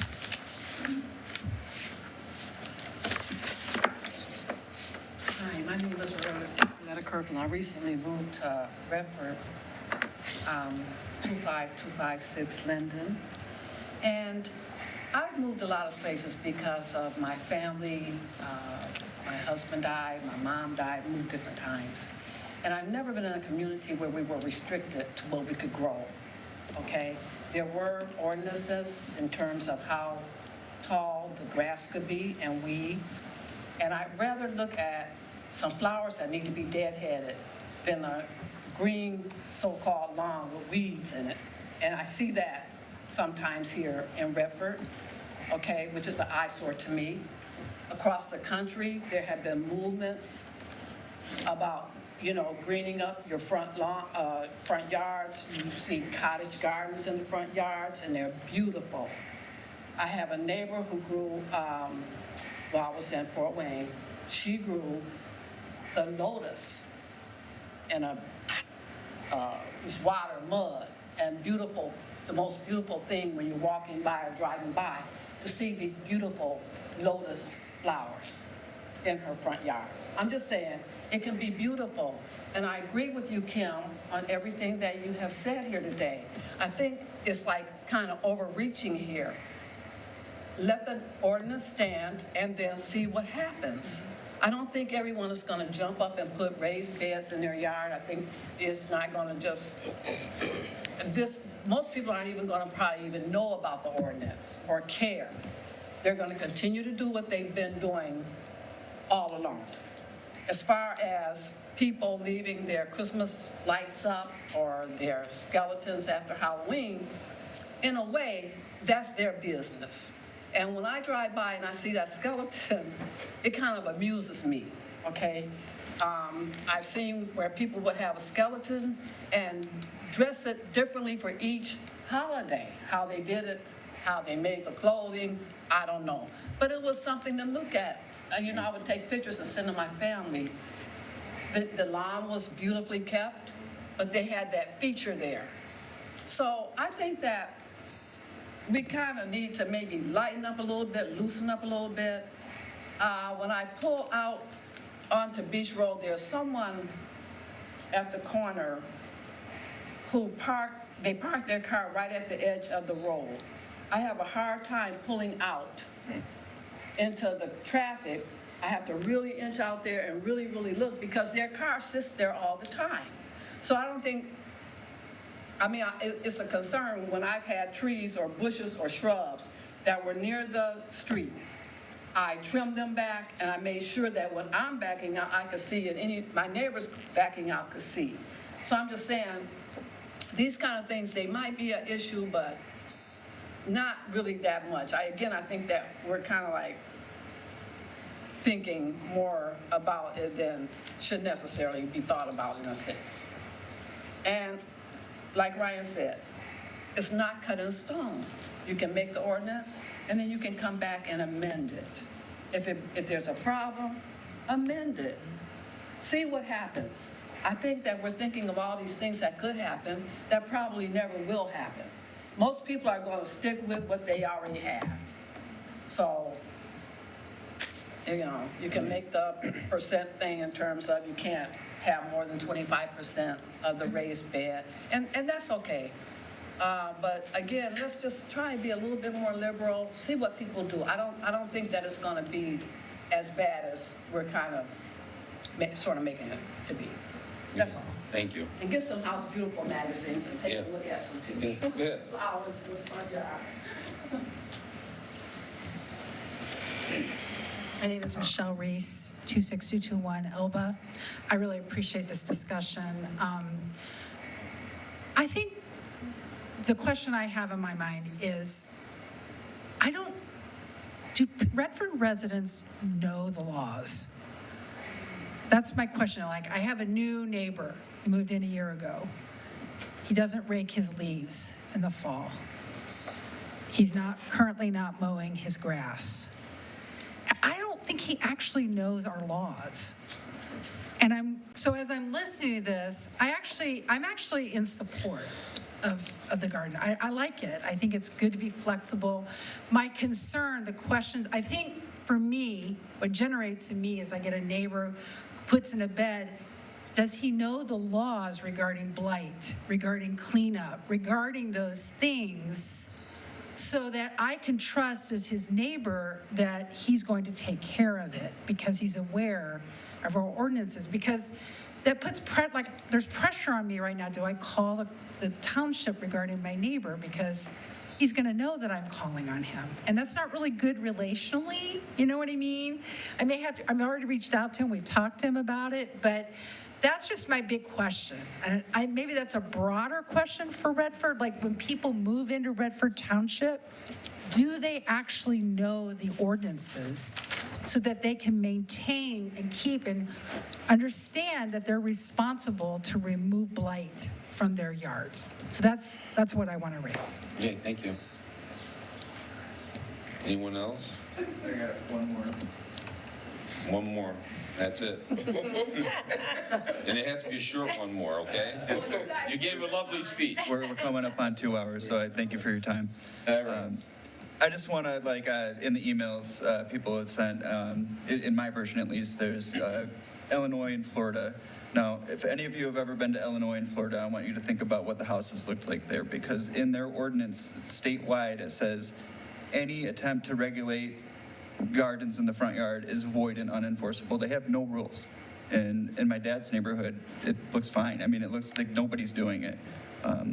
He's got a house in Florida too, and we go down there and, everything looks great. The property values aren't plummeting, and the world isn't on fire. So I just want you to think about that if you've ever been to those two states. So thank you. Thank you. To the chair. Treasurer Kavanaugh. It's a little difficult because, again, I'm a gardener. I'm a backyard gardener. I don't do well. So if I did extremely well, I might have put it in my front yard. What I wanted to address is the fact that we're up here talking about this particular thing that came before us.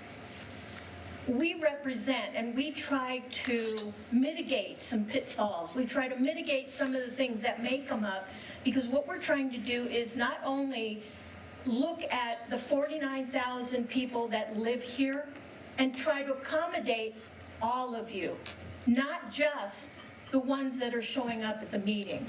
Yes, that's true. A lot of times the ordinances, people don't look them up. They don't research it to see what it is that they can or cannot do.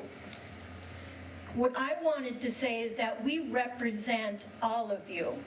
So us debating as to what is good, bad, or indifferent, we're giving our opinion as to how we feel about it. and try to include some of the people that don't come to the meetings. So again, this is difficult because why not your backyard? But it could be shaded. Trim your trees. I mean, there's a lot of ways to accomplish what you're trying to do. I'm on the fence, but I just wanted people to know that we're not up here debating because our way is the right way. No, we're trying to take everybody into consideration and be the voice of those that aren't here. To the chair. Trustee Taylor? Okay, so what brought us here was the fact that Ryan was planting in his front yard, and unbeknownst to him, he was in violation of this 40-year-old front yard ordinance. When you ask Ms. Reese if anybody is aware of the ordinance, I'd say no, because probably 90% of the people in this township are violating this 40-year-old ordinance that says you can't have anything in your front yard at all. Like, nothing. I get A that. bush. I got it. So what we're trying to do here is, because like I've got neighbors the street over that are growing squash right in their front lawn without a box. So that's kind of why we're saying vegetables should really go in a defined bed and not just plant stuff directly in the center of your front lawn and have it grow everywhere. So it looks purposeful and it tries to add to an aesthetically pleasing eye. So the whole purpose of being able to do this, it's really going to make probably 90% of this township in compliance with the ordinance that they don't even know that they're not in compliance with, right? So really what this is doing is kind of grandfathering in everybody who's already doing all of the gardening and planting in the front yard that they're already in violation of. And I agree, and I know that, and Jason can probably speak much more eloquently on this, is that you do start with something like they suggested, start with an ordinance, put it into action, see how it works. If there are problems that develop, you revisit it like we are doing with the marijuana ordinance. So, but you let it try to play out and see how it's going to work. This, by saying that you can plant flowers and grasses and vegetables and stuff in your front yard, I don't know why everybody's so hung up on tomato plants. That's what most people grow, that's. It That's just what blows my most mind. I really can't do, stand right? tomatoes, and I have no intentions of growing tomatoes, but I have intentions of growing native pollinating plants that will go in a defined bed, so it will look pretty, and it will look like a garden, a beautiful garden, but I'm interested in bugs and not veggies. So again, I think we're just overthinking of like all of the worst case scenarios and trying to put language into an ordinance that will address all of those worst case scenarios. When we were writing this language, we were kind of encouraged and coached to you should have seen how Jason really pared this down into very simple, basic language for us, because this was like 4 pages long when we started. And, you know, what you could do, what you couldn't do, what you could plant, where it could go. And Jason really was like, all right, let's define garden. It should be vegetation. You know, he really got it down into simple, understandable, basic language that we could put into practice. And then, like I said, let's see what happens. To the chair. Okay, well, I want to step in here for a minute, all right? It's very clear that the board wants to do the right thing. And I'm listening to everybody, and the only thing that I see that there seems to be some support if we had some type of registration without a fee, and if we go to a percentage of how much the percentage is, that sounds like it might happen. I don't want to throw this out. A lot of hard work went in here.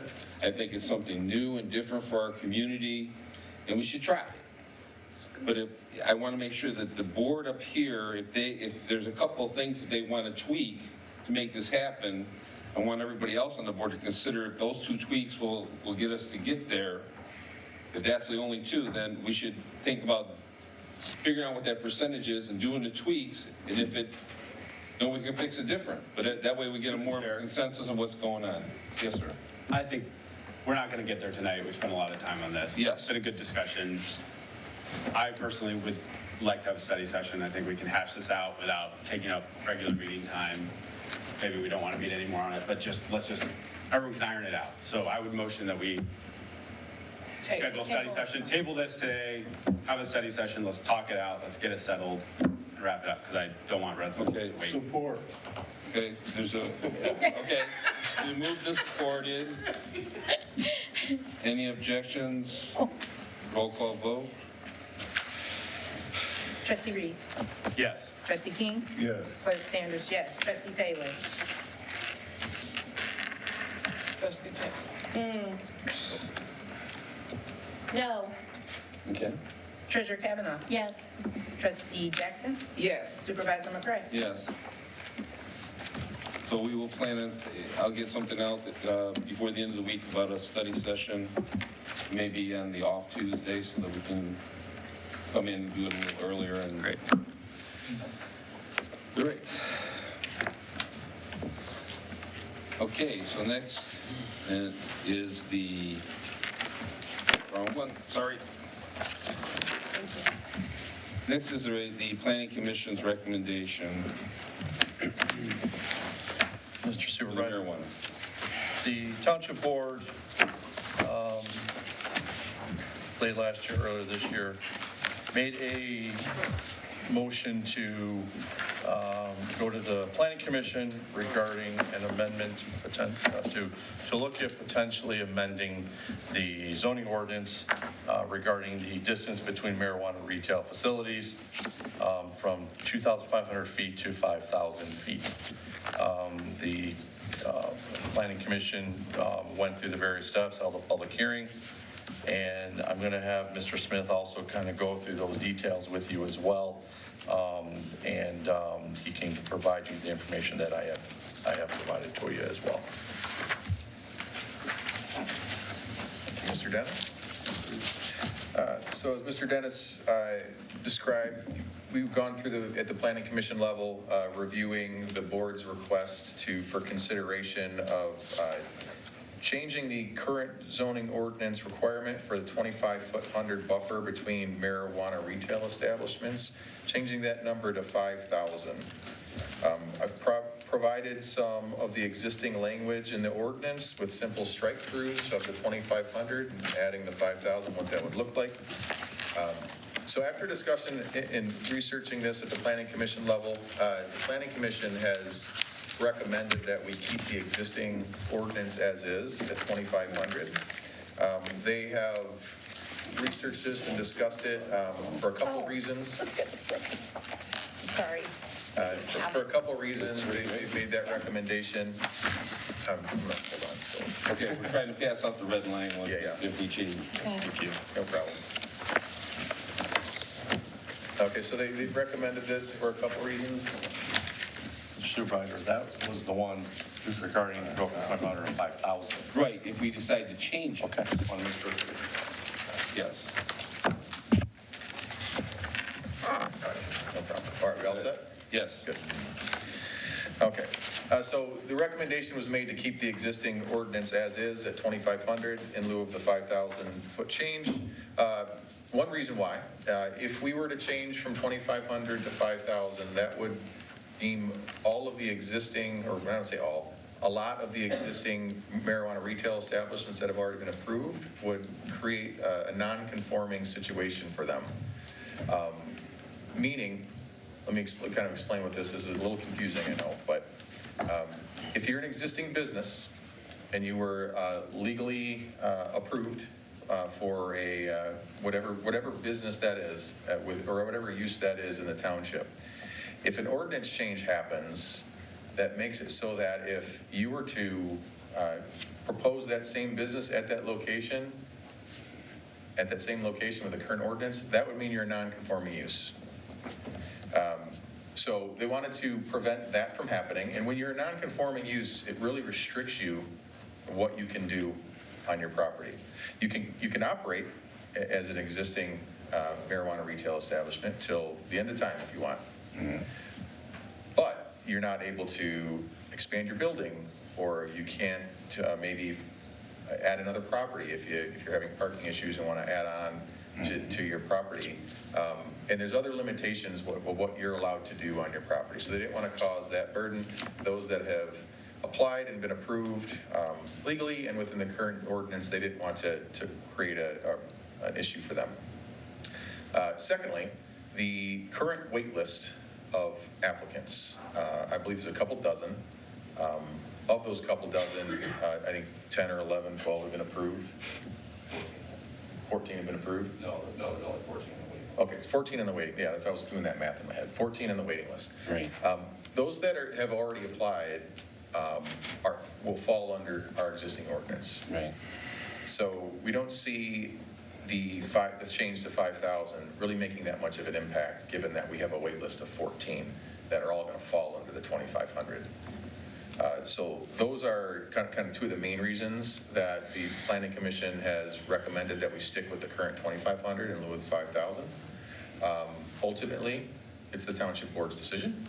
So I just wanted to share with you just kind of their thought process on that and answer any questions you have. Questions from the board?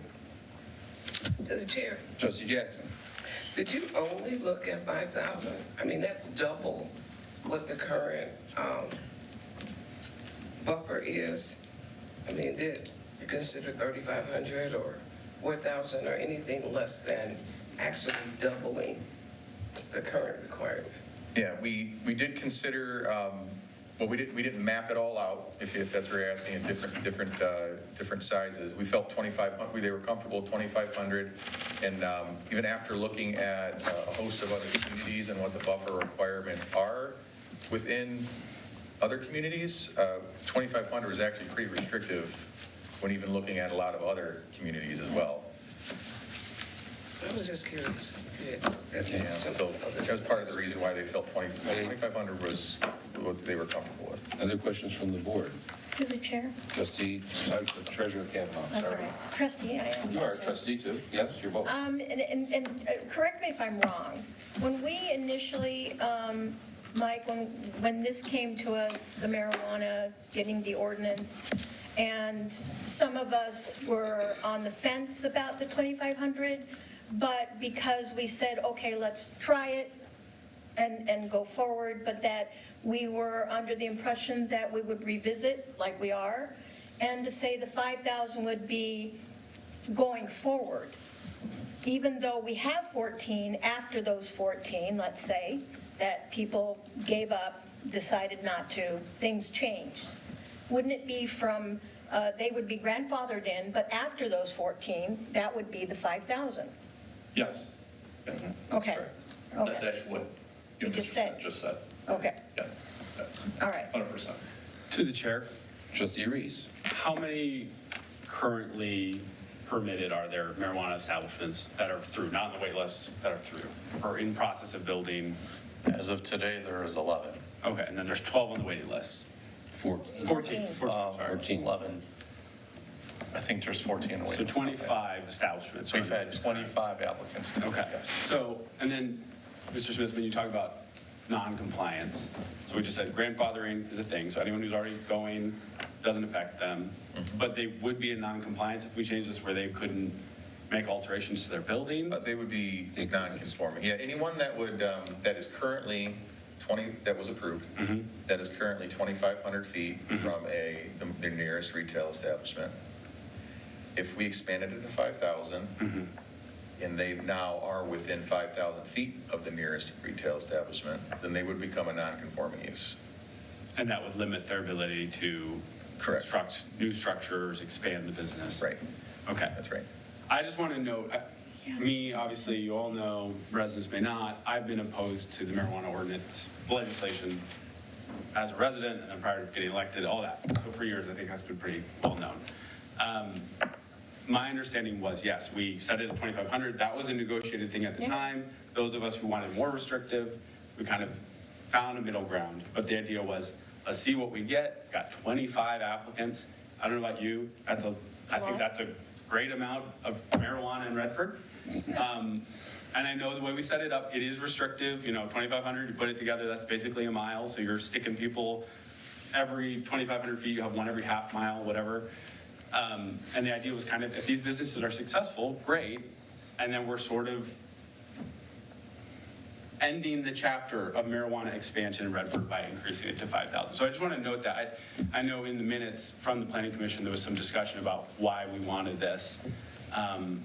And it sort of sounds unclear, like there wasn't a clear understanding of how it would work and how grandfathering would work, but I do think it was clear. I think we understood what we were doing, and the request really was, great, we've had a lot of interest, great, we've moved forward with this process, and now we want to maybe not have the constant deliberation around this process by saying, let's push it to 5,000. I do think that was the function.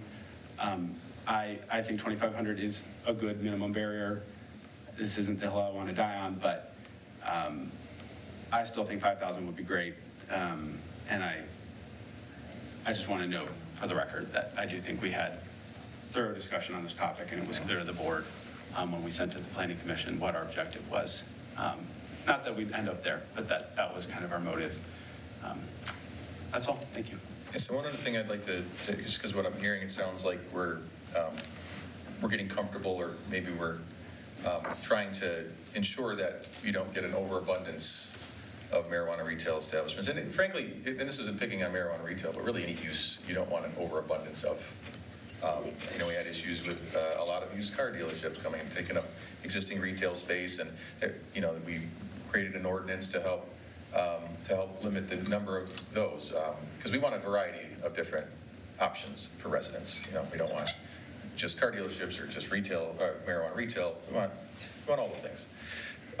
So I guess the question I have, sorry, I'm going to ask you all a question. Have you considered, and this is in your zoning ordinance, but in your licensing requirements, the first page, I believe, states that marijuana retail licenses are allowed, and it states something that there's no limit on the number. Have you considered capping the number?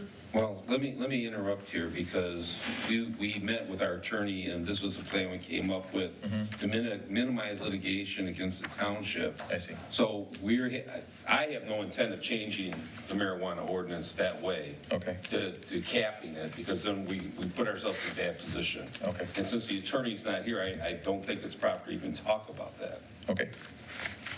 This thing. So I guess we're here, and I guess we've talked about this. We went to the Planning Commission. They did their research. They came back and said leave it at 2,500. So the way I'm seeing it is either we asked for 5,000 and they say it's too much. Say at 25. So it's what do you want to do? This is the showtime now that we've been working on this and wanting this. So we have to decide if you want 5,000 or to stay with the 2,500 recommendation. So now's the time to make the decision, and we can put this to bed for a while. Chair. Yes. One question. We can always come back to this, right? Like, we can accept this recommendation, and if in 2 years we decided we wanted to We come revisit back it, at any time. Yes. Okay. Yes. Then I motion approval of the recommendation from Planning Commission that the current separation distance of 2,500 feet remains in place and is sufficient due to the current waiting list of marijuana retail establishment applicants. Is support? Support. Been moved and supported. Roll call vote, please. Trustee Jackson. Yes. Treasurer Kavanaugh. No. Trustee Taylor. Yes. Trustee King. No. Trustee Reed. Yes. Clerk Sanders, no. Supervisor McCray. Yes.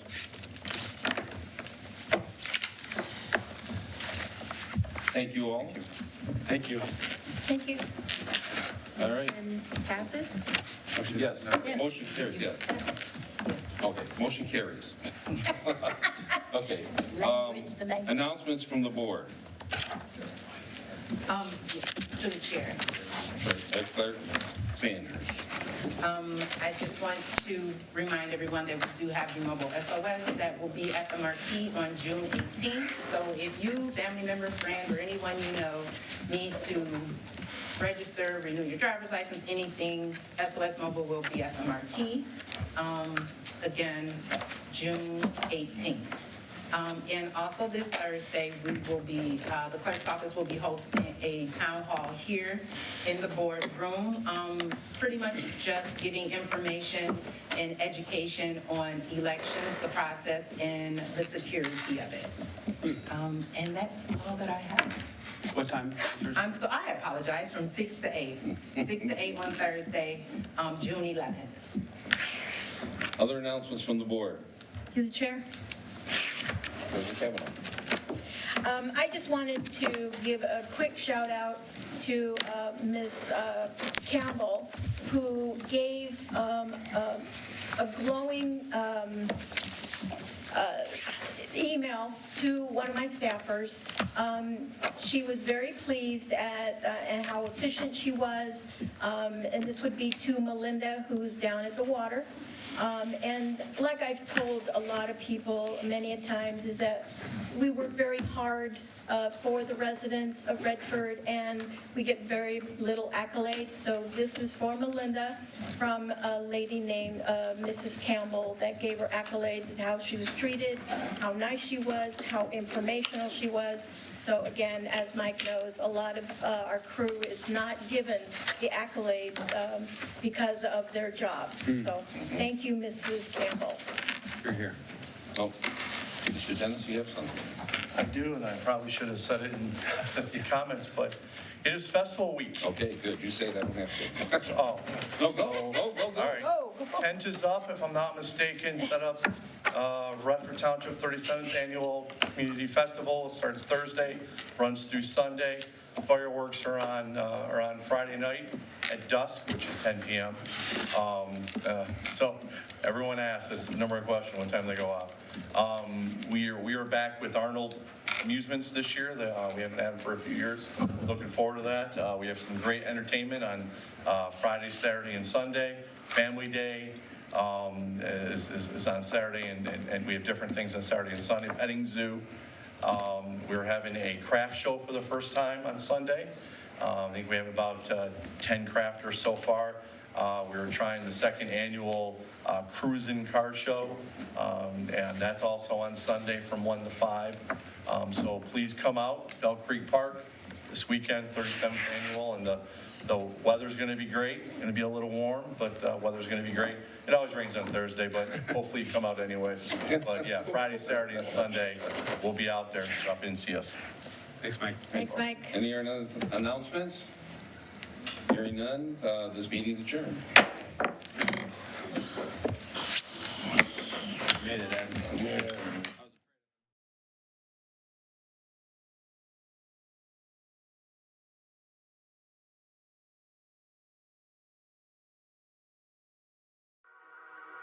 you.